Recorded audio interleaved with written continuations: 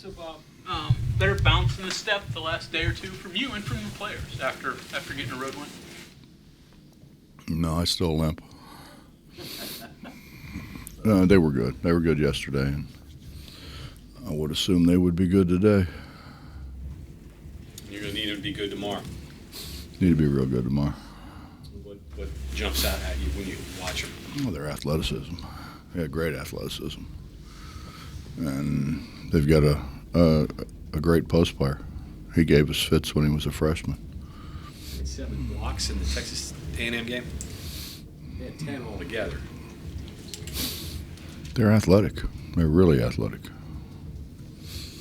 And they lost their 2 bigs first round of the NBA draft last year, so they're replacing. But they probably got the best big out of the portal. He's good.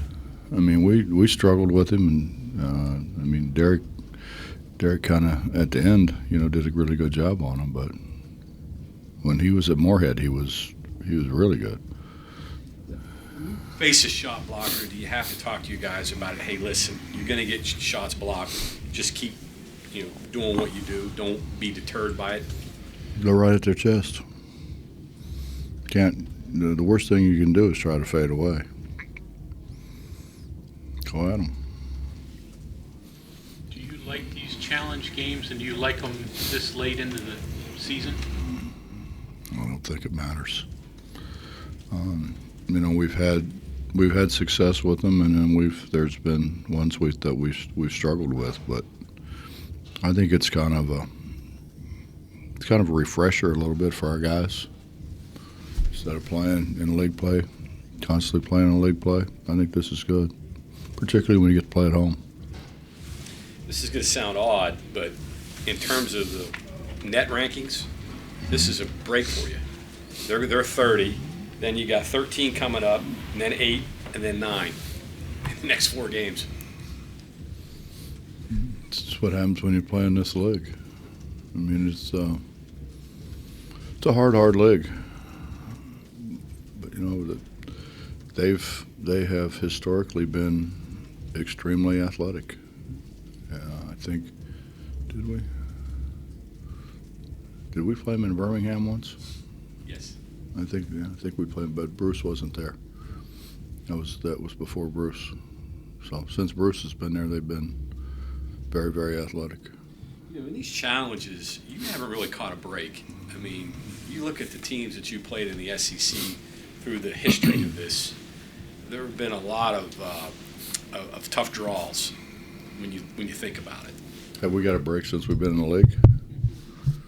I can't speak to that. Well, yeah, you could. Probably better you than I.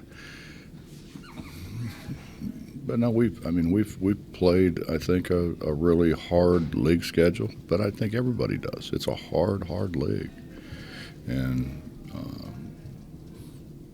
we've played non-conference. We've played some really hard teams, but you're supposed to. That's part of it. And Explain to me. They have more teams in their league than the Big 12. 14. So they get to take 4 of their weakest teams and not put them in this challenge, so they can slot them up and match them up a little bit more than what you guys can do in the Big 12. 100% correct. So consequently, the 4 bottom teams are not going to be in this. Mm-hmm. Yeah, that's the way they do it. Based on some performances from the other night, do some of the reserves get more playing time? Seth and Conquo and things like that. How do you view their performance? I've been trying to get Seth, without a question, has earned playing time. But he has. That's just not the last game. He's played well in the prior games. I've been trying to get James to step up a little bit more. James is such a good guy, and that he kind of steps back and let other people, take some minutes that probably he deserves. he's our most athletic big. He's probably our most talented when it comes just to overall athletic talent. He can run, he can jump, he can move his feet. He's a quick jumper. He just needs to do it on a consistent basis, and I mean, he's going to be in the lineup. I mean, I think a combination of, and he can shoot the ball. You know, he just doesn't. But I mean, you saw, I think the other day, he goes to the free throw line, and it was a really good looking shot. And you know, there are times you think if we could play him and Jimmy together, we could be able to do some things against probably a multitude of people. They probably wouldn't have two bigs to cover both of those guys at the same time, but you know, he hasn't risen to that until the last game. Practice those two together at all? I mean, is that a possibility moving forward? I think we will. There wasn't any reason to before. Coach, this is from what I understand, the last year of the SEC challenge. I don't know. I think they're moving with the ACC next year. So does the Big 12 need to fill a challenge, come up with another challenge series, or the strength of the league, does it require another challenge series moving forward? Because obviously you still got the one with the Big East. I don't know why we would need one. The numbers tell you it is far and away the hardest league, and what all the people who come up with the numbers continue to say that you could pretty much fill the top 5 spots with all Big 12 teams, and conceivably more than that. So I mean, when you're in a league that's good, and I think everybody has said that. I think other people ought to worry about playing against people in our league, not vice versa. So Big 12, Pac-12, Big 12, I don't know what else would be out there. Big 10, maybe? I mean, it doesn't sound like there'd be some interest in that. I don't know. I haven't been involved in those conversations. That's probably more up Ren's alley than it is mine. Where it's placed, though, I would imagine the coaches would be like, if we're going to do this, let's don't do it in the middle of conference season at the end of January. I mean, if this game wasn't in there, you'd have 6 days to prepare for TCU. And we need all 6.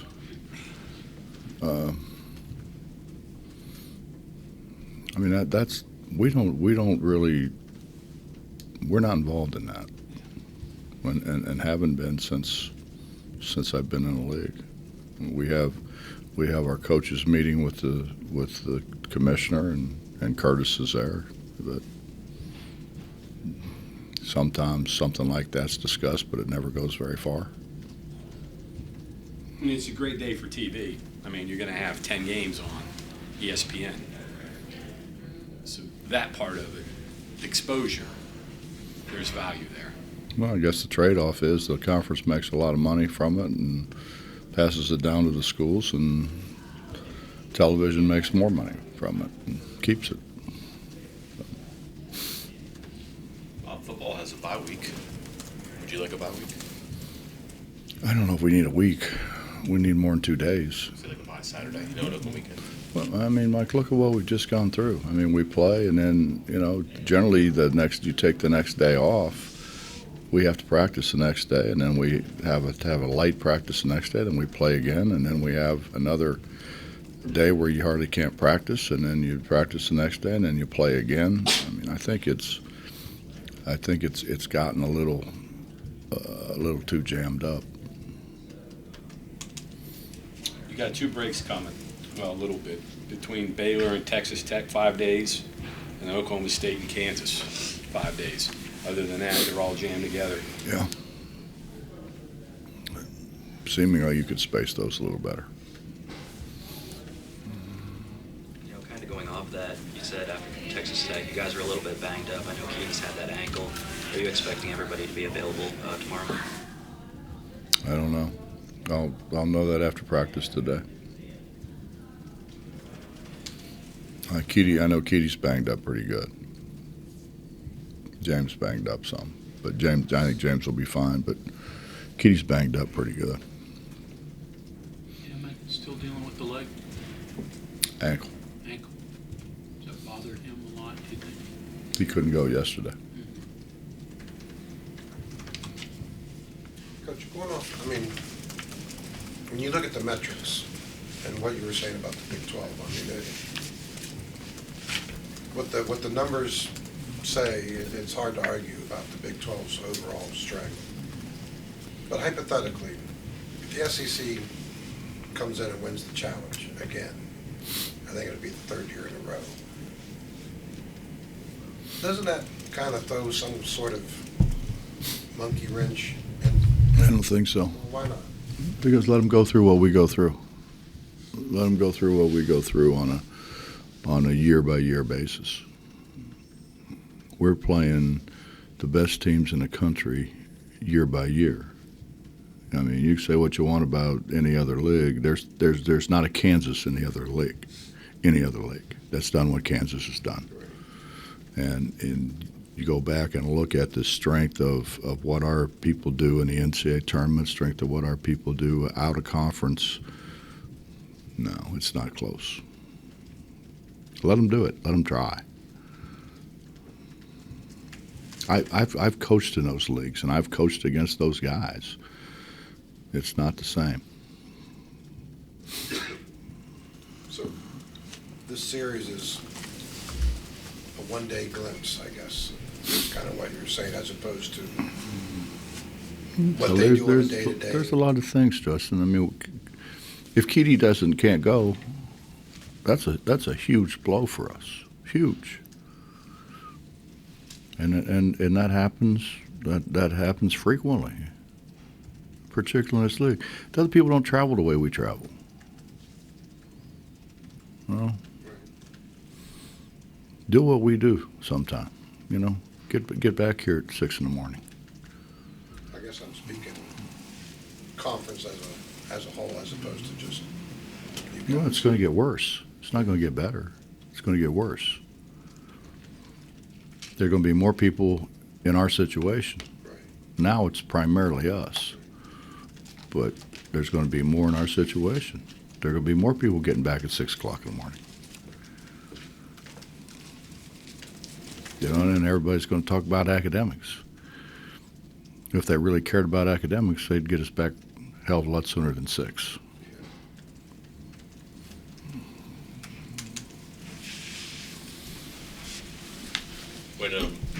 When you have a league next year, however many teams are there, 12 or 14, right? You've seen conferences go toward 20 conference games, and if you drop an invitational, the SEC, maybe you go toward 20. You're not exactly adding easy teams. Would that be too much, or is 18 about right, even though there's no round robin? If I had an opinion, Mike, they wouldn't listen to it anyways. So why would I waste my time? No. Why would I waste my time worrying about it when I know they're not going to listen anyways? You know, you go in those. I've been in those meetings, man. You go in those meetings, and they act like they listen, but they really don't. They just move on and do what they're going to do anyway. They already know what they're going to do. Well, different turn. Fish fry tonight. I know it's been near and dear to your heart for a long time. Just what's it meant to you? What's tonight going to mean to you? Oh, I just got back from I walked in there. It was like it blew my mind. The number of tables, the number of seats that are there, the people that are going to be there. I mean, we're talking 2,600 people, something like that.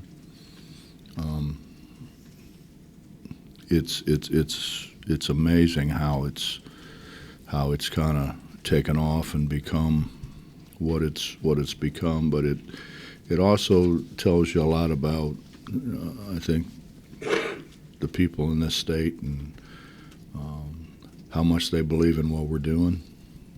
And I think to build a cancer hospital here in our state would be one of the greatest things that could ever happen in this state. I mean, every day we get something in our office, that so-and-so, has just been diagnosed with cancer or been diagnosed with terminal cancer, and it's heart-wrenching, and to be in somebody who sat at my mother's bedside as she died of cancer is, it hits you pretty hard. And I thought then, if there's anything that we could ever do, so that that wouldn't happen to other people, and I guess I don't even know if I'm supposed to say it, but I have seen the renderings of what's being proposed, and it's fabulous, and to have that here in Morgantown, to have that here in our state would be, I think, one of the great things that's ever happened in this state. And there's certainly a whole lot of people who deserve a lot of credit for trying to push this thing forward.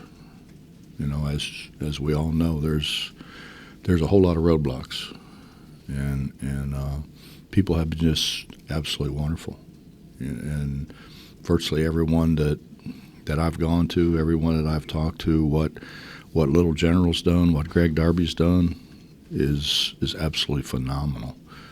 And we just gotta keep fighting the fight. We gotta keep fighting the fight, and sooner or later we'll get to that magic number where we can start construction and hopefully soon have one of the premier cancer centers staffed by some of the premier doctors in the world here, which I think is something that everybody would be excited about, because it's gonna hit all of us in some form or fashion.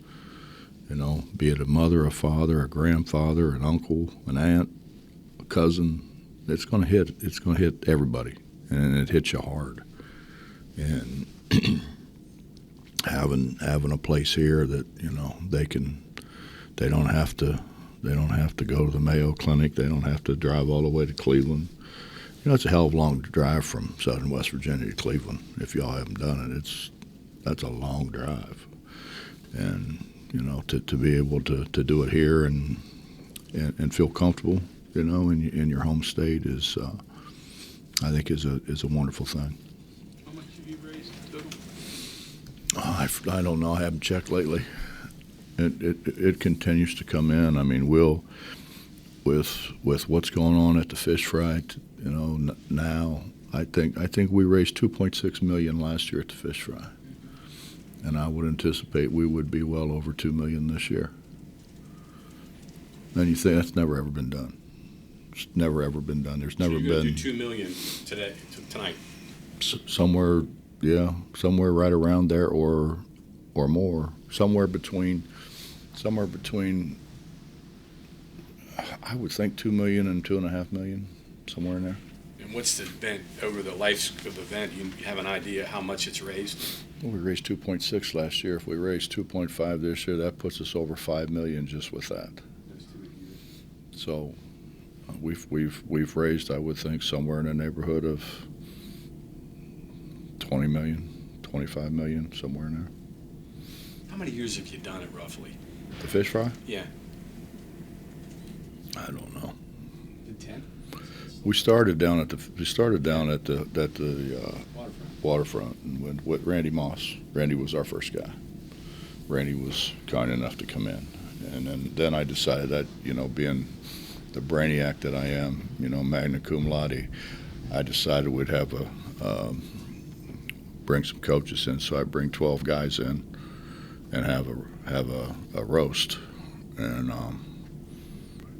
Then about 3 weeks, a month after that, I find out that those 12 guys that I invited there invite me back to their place. So I'm doing 12 and they're doing 1. It's just bad numbers. It doesn't work, yeah. That doesn't work. So I've got to go to 12 times. And I'm thinking, man, this ain't going to work like this. So that's when I decided we'd do it the way we're doing it now. Hard to get Barkley. Was that a... No, not at all. Not at all. I was walking down the stairs. We were at the induction, and I'm walking down the stairs. He's walking up the stairs, and there was a little platform. And I said, Charles, I need to talk to you about something. He said, what's up? I said, I need you to come to fish fry for me. He said, what? I said, a fish fry. And I told him what it was for, cancer and my mother. And he said, yeah, just call me, let me know. And so I called, and he said, yeah, sure. Did you even know you were going to play Auburn, his alma mater? Well, I told him that later, yeah. I told him that later. I said, you can stay all night, and we'll fly you back after the game. So he's hanging around for the game. He's going to be at the game, yeah. He's a great guy. I mean, he really is. I got to spend a lot of time with him. Nike used to take everybody on vacation, basically. They take you and your wife on vacation, whatever. So played golf with Charles, and we all hung around together, and so I get to know Charles and Michael and everybody associated with Nike. Did he do the Jordan camps with you too, or Barkley? I didn't really do Jordan camps. Okay, he did. Okay. I was with Michael a lot.